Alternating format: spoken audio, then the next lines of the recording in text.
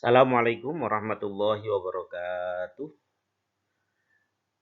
Alhamdulillah kita kembali lagi berjumpa dalam kegiatan pembelajaran kali ini, yaitu pelajaran sejarah kebudayaan Islam. Kita pada kesempatan hari ini kita akan belajar tentang Sunan Ampel. Baiklah, untuk mengawali kegiatan kita pada hari ini, kita awali sama-sama dengan membaca basmalah. Bismillahirrahmanirrahim.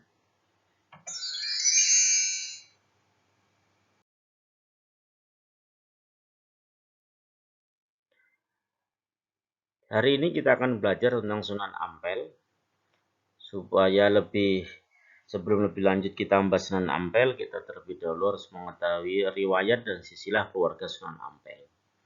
Sunan Ampel ini nama aslinya adalah Raden Ahmad Ali Rahmatullah, atau lebih dikenal dengan nama Raden Rahmat. Ia lahir di Champa, sekarang menjadi negara Kamboja pada tahun 1401 Masehi. Nah, ayah beliau ini bernama Syekh Ibrahim As-Samarkandi. Dan juga ada yang mengatakan dia adalah putra tertua Syekh Maulana Malik Ibrahim. Jadi Syekh Ibrahim ini ada juga yang mengatakan adalah Maulana Malik Ibrahim, atau yang lebih dikenal dengan Sunan Gresik. Ibunya bernama Dewi Condrowulan, merupakan putri dari Raja Cempah.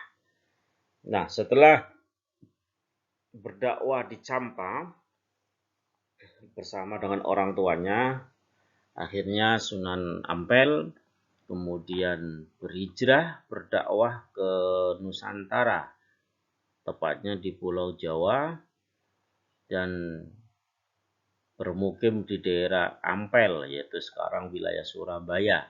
Hal ini terjadi pada tahun 1440 Masehi.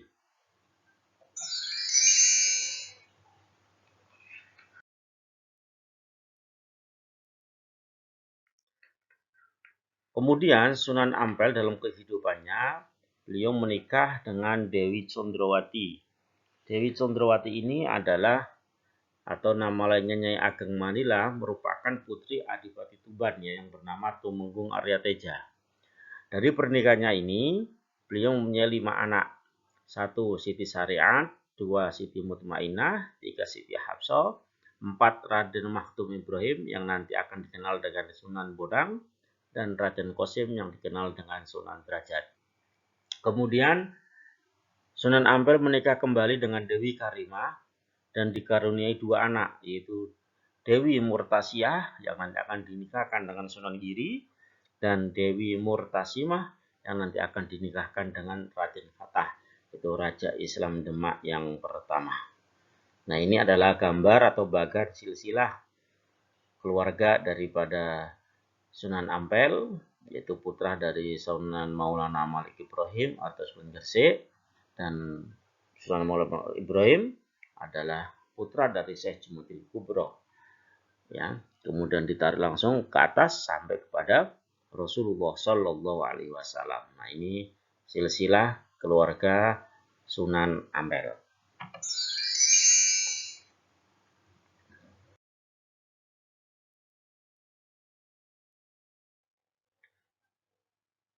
Perjuangan Sunan Ampel dalam mengembangkan agama Islam di Nusantara yang perlu kita ketahui adalah, yang pertama, beliau membentuk jaringan kekerabatan dalam menyebarkan Islam, yaitu dengan cara menikahkan beberapa saudaranya dengan gadis-gadis pribumi termasuk keluarga kerajaan dalam rangka untuk menyebarkan agama Islam biar lebih mudah diterima di masyarakat. Banyak sekali murid-murid beliau yang dinikahkan dengan para keluarga-keluarga kerajaan. Kemudian yang kedua, melakukan perubahan menuju tradisi bernilai keislaman. Tradisi-tradisi masyarakat pada waktu itu yang dihadapi oleh Sunan Ampel adalah tradisi-tradisi yang tentu tidak sesuai dengan nilai-nilai ajaran agama Islam. Maka Sunan Ampel mencoba merubah tradisi-tradisi tersebut tanpa mengurangi aktivitas yang biasanya dilaksanakan oleh masyarakat pada waktu itu. Hanya nilai-nilai keislaman dimasukkan di dalam kebiasaan-kebiasaan yang dilakukan oleh masyarakat pada waktu itu. Karena pada waktu itu masih kebanyakan mayoritas adalah Hindu-Buddha. Sehingga bagaimana tradisi nilai keislaman itu masuk di mereka, sehingga pelan-pelan mereka pun akhirnya memeluk agama Islam. Kemudian yang ketiga, membangun masjid dan pesantren sebagai pusat penyebaran Islam. Nah, Sunan Ampel ini merupakan wali songo yang fokus penyebarannya di dalam pendidikan. Sehingga pesantren merupakan basis di dalam menciptakan kader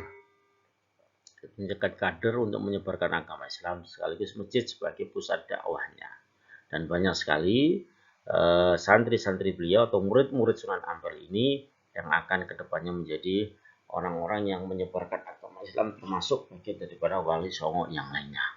Ini adalah gambar Masjid Sunan Ampel kondisi saat itu ya.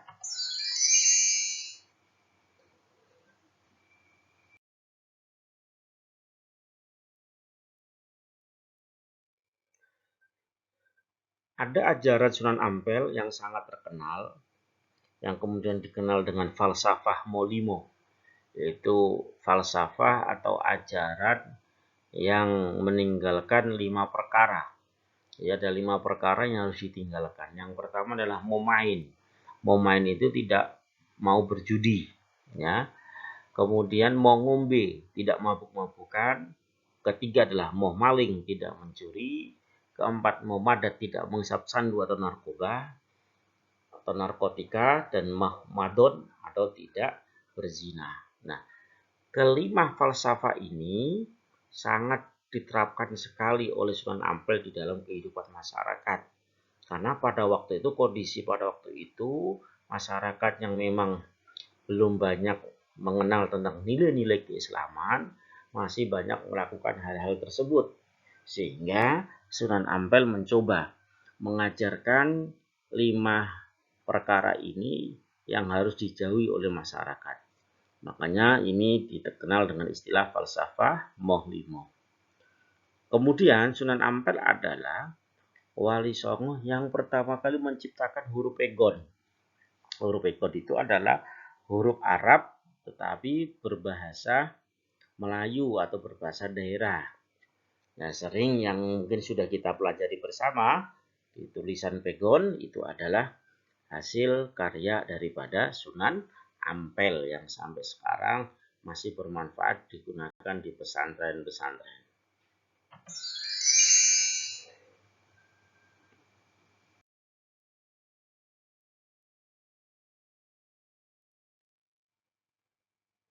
Dari kepribadian Sunan Ampel, ada beberapa sikap positif yang perlu kita teladani. Yang pertama, beliau berdakwah dengan santun penuh kearifan, tidak dengan kekerasan. Ini yang harus kita contoh. Beliau menyampaikan agama dengan penuh kearifan, penuh kesopanan, ya, tidak dengan kekerasan, tidak dengan peperangan, tidak dengan caci makian, tetapi dengan cara yang santun, sehingga masyarakat lebih mudah menerima dan mereka pun juga dengan tulus ikhlas mengikuti apa yang diajarkan oleh Sunan Ampel. Kemudian yang kedua, toleran dan selalu menjalin hubungan baik dengan semua kalangan. Sunan Ampel ini orang yang sangat toleran sekali di dalam kehidupan sehari-hari. Beliau tidak serta-merta selalu menyalahkan. Meskipun terjadi perbedaan di masyarakat, tetapi Sunan Ampel tetap saling menghormati, menghargai perbedaan itu. Tetapi bagaimana tetap di dalam menjalankan agama, tentunya harus sesuai dengan agamanya masing-masing. Di dalam hal ini kalau agama Islam, menyebarkan agama Islam, mereka atau Sunan Ampel tidak memaksakan kepada masyarakat untuk memeluk agama Islam. Bahkan beliau bergaul dengan siapa saja, mulai dari rakyat sampai dengan para pembesar-pembesar kerajaan. Makanya Sunan Ampel bisa diterima di semua kalangan. Dia tidak membeda-bedakan di dalam bergaul. Yang ketiga, beliau adalah sosok pemimpin yang merangkul tanpa memandang kasta dan jabatan. Ini, siapa saja dideketin oleh Sunan Ampel. Siapa saja jadikan teman oleh Sunan Ampel. Baik itu dari kalangan yang paling rendah sampai dengan para pejabat yang tinggi. Semuanya dirangkul, diajak oleh Sunan Ampel untuk bersama-sama di dalam